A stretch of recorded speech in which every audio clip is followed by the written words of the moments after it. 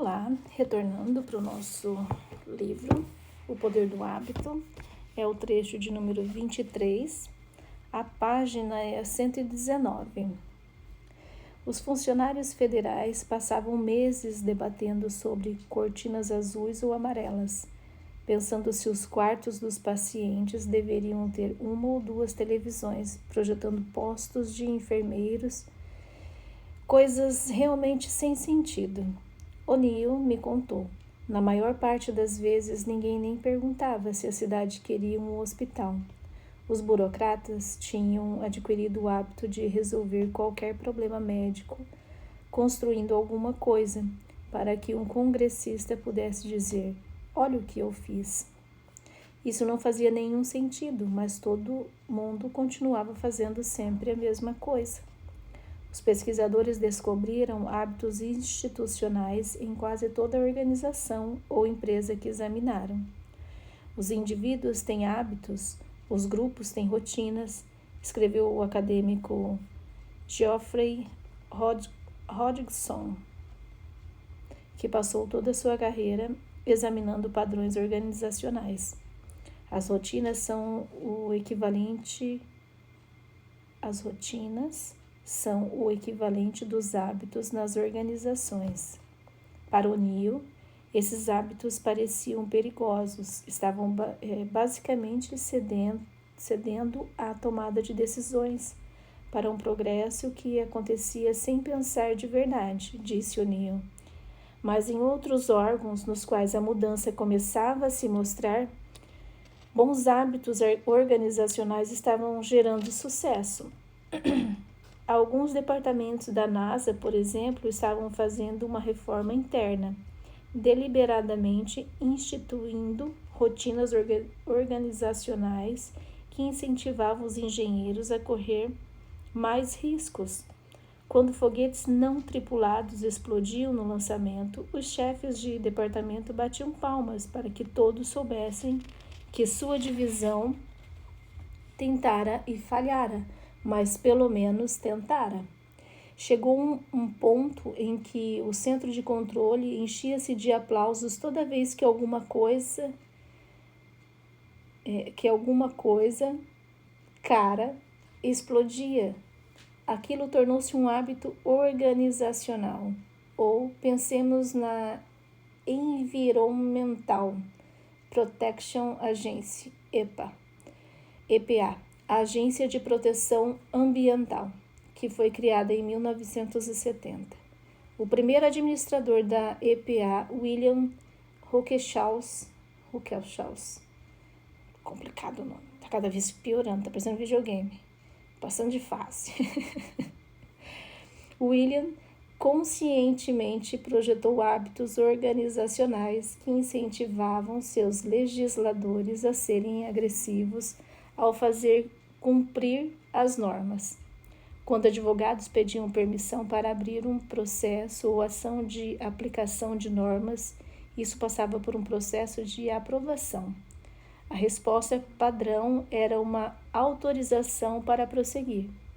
A mensagem era clara na EPA: a agressividade é recompensada.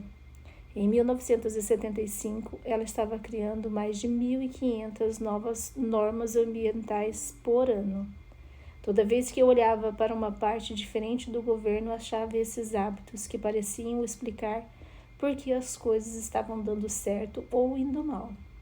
O'Neill me disse: os melhores órgãos entendiam a importância das rotinas, os piores eram liderados por pessoas que jamais pensavam sobre isso e depois se perguntavam por que ninguém obedecia suas ordens.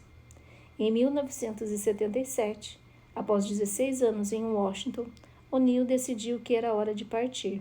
Estava trabalhando 15 horas por dia, 7 dias por semana, e sua mulher estava cansada de criar 4 filhos sozinha.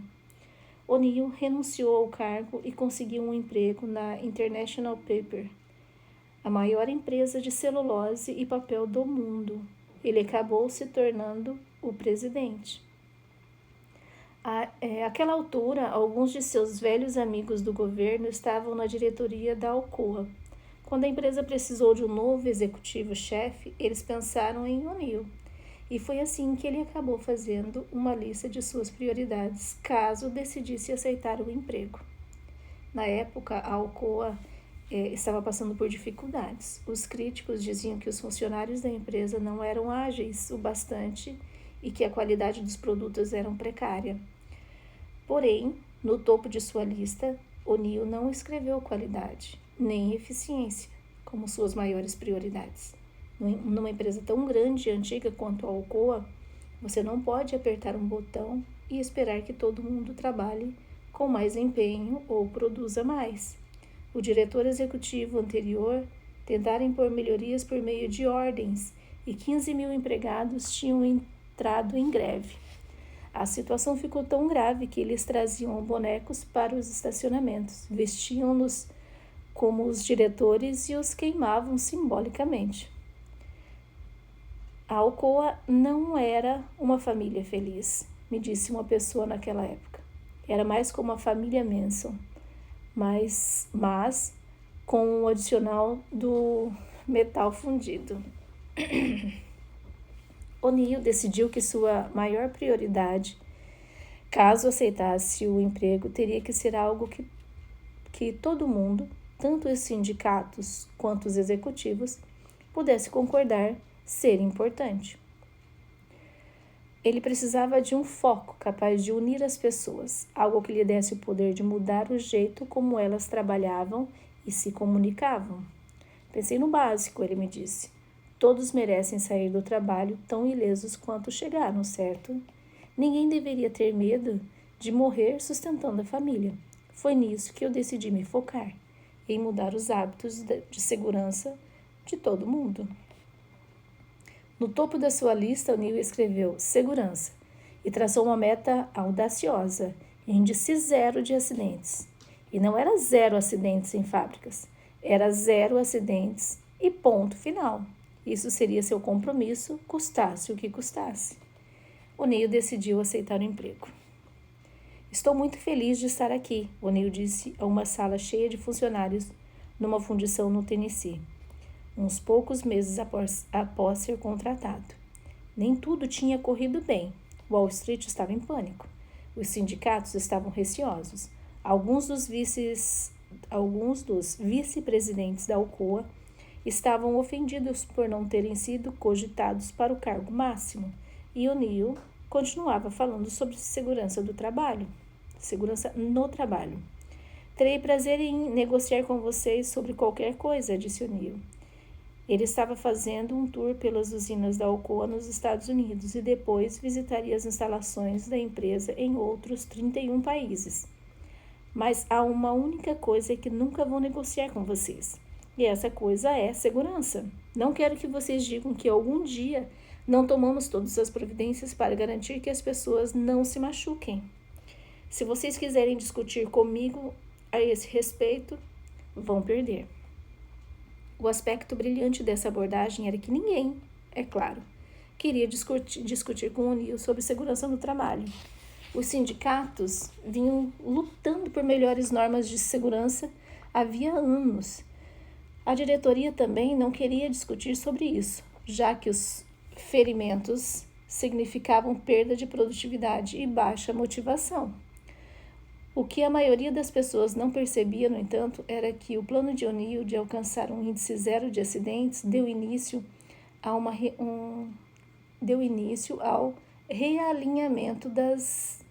realinhamento mais radical da história da Alcoa. O'Neill acreditava que o segredo para proteger os funcionários da Alcoa era entender por que os acidentes aconteciam em primeiro lugar. E para entender por que os acidentes aconteciam, era preciso estudar como o processo de fabricação estava dando errado. Para entender como as coisas estavam dando errado, era preciso contratar pessoas que pudessem educar os funcionários sobre controle de qualidade e os processos de trabalho mais eficientes, para que fosse mais fácil fazer tudo do jeito certo, já que um trabalho correto também é um trabalho mais seguro. Em outras palavras, para proteger os funcionários, a Alcoa precisava se tornar a melhor e mais eficiente empresa de alumínio da Terra. O plano de segurança de O'Neill basicamente era moldado no loop do hábito. Ele identificou uma deixa simples, um empregado ferido. Então insistiu uma rotina automática. Toda vez que alguém se acidentasse, o presidente da unidade tinha que reportar o acidente para O'Neill em até 24 horas e representar um plano para garantir que o acidente nunca mais acontecesse. E havia uma recompensa. As únicas pessoas que seriam promovidas eram aquelas que adotavam o sistema. Os presidentes de unidade eram pessoas ocupadas. Para contatar o O'Neill dentro de 24 horas, após um acidente, precisavam ficar sabendo do acidente por intermédio de seus vice-presidentes, assim que ele acontecesse. Por isso, os vice-presidentes precisavam estar em contato constante com os supervisores, e os supervisores precisavam fazer com que os funcionários dessem avisos logo que detectassem um problema e deixassem por perto uma lista de sugestões para que, quando o vice-presidente pedisse um plano, já houvesse uma caixa de ideias cheia de possibilidades.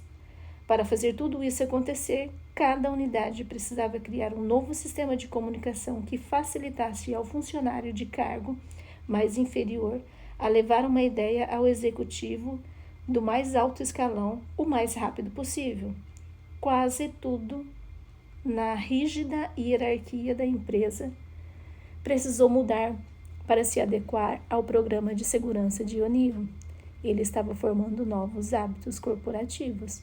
Ele é um gênio, porque desse jeito ele já começou a melhorar a comunicação, que era um dos problemas. Estou gostando desse cara. Continuando. Conforme os padrões de segurança da Alcoa mudaram, outros aspectos da empresa também começaram a se transformar numa velocidade surpreendente. Regras às quais os sindicatos vinham se opondo havia anos, como medir individualmente a produtividade dos funcionários, de repente foram aceitas, pois tais medições ajudavam todo mundo a descobrir quando parte do processo de fabricação estava desandando, assim representando um risco para a segurança. Políticas a que os gerentes vinham resistindo havia muito tempo, como dar aos funcionários autonomia para interromper o funcionamento de uma linha de produção quando o ritmo ficava difícil de acompanhar, agora foram bem recebidas, pois esse era o melhor jeito de impedir acidentes antes que eles acontecessem. A empresa mudou tanto que alguns empregados acabaram vendo os hábitos de segurança afetarem outras partes de suas vidas.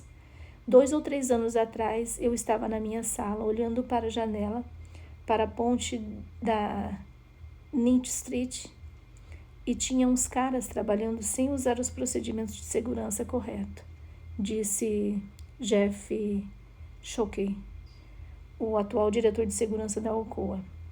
Um deles estava de pé em cima do parapeito da ponte, enquanto o outro segurava o cinto do primeiro. Eles não estavam usando cinturões de segurança nem cordas. Os dois trabalhavam para alguma empresa que não tem nada a ver com a gente. Mas sem pensar naquilo, levantei da cadeira, desci 5 lances de escada, atravessei a ponte e falei para aqueles caras: Ei, vocês estão arriscando sua vida? Vocês têm que usar seus cinturões e seu equipamento de segurança. Os homens explicaram que seu supervisor tinha esquecido de trazer o equipamento. Então, Shockey telefonou para o escritório local da Administração de Segurança e Saúde Ocupacional e denunciou o supervisor. Outro executivo me contou que um dia parou numa escavação numa rua perto de sua casa porque eles não estavam usando entivação e deu a todos uma palestra sobre a importância de procedimentos corretos. Era um fim de semana e ele parou o carro com as crianças no banco de trás para ensinar aos operários sobre entivação segura. Isso não é natural, mas a questão é justamente essa. Agora fazemos essas coisas sem pensar. O'Neill nunca prometeu que seu foco na segurança dos funcionários elevaria os lucros da Alcoa. No entanto, conforme suas novas rotinas foram se espalhando por toda a organização, os custos baixaram, a qualidade subiu e a produtividade disparou. Se o metal fundido estava ferindo funcionários quando respingava, então o sistema de derramamento foi redesenhado, o que levou a menos acidentes. Isso também gerou economia, pois a Alcoa perdia menos matéria-prima com respingos. Se uma máquina quebrava constantemente, ela era substituída, o que significava um menor risco de que uma engrenagem quebrada prendesse o braço de um funcionário. Isso também significava produtos de maior qualidade, pois, como a Alcoa descobriu, defeitos de equipamentos eram uma das principais causas de deficiência na qualidade do alumínio. Pesquisadores também descobriram dinâmicas semelhantes em dezenas de outros cenários, inclusive vidas individuais. Pensemos, por exemplo, um estudo da década passada investigando os impactos dos exercícios das rotinas diárias. Quando as pessoas começam a fazer exercício habitualmente, mesmo com uma frequência baixa, como uma vez por semana, elas começam a mudar outros padrões não relacionados em suas vidas, muitas vezes sem saber disso. Tipicamente, pessoas que fazem exercícios começam a se alimentar melhor e se tornam mais produtivas no trabalho. Elas fumam menos e demonstram mais paciência com colegas e familiares. Usam seus cartões de crédito com menos frequência e afirmam sentir menos estresse. O motivo não é totalmente claro, mas para muitas pessoas o exercício é um hábito angular que deflagra mudanças disseminadas. Vou ficar por aqui, a página é o comecinho da 125 e a gente volta no próximo áudio. Até mais!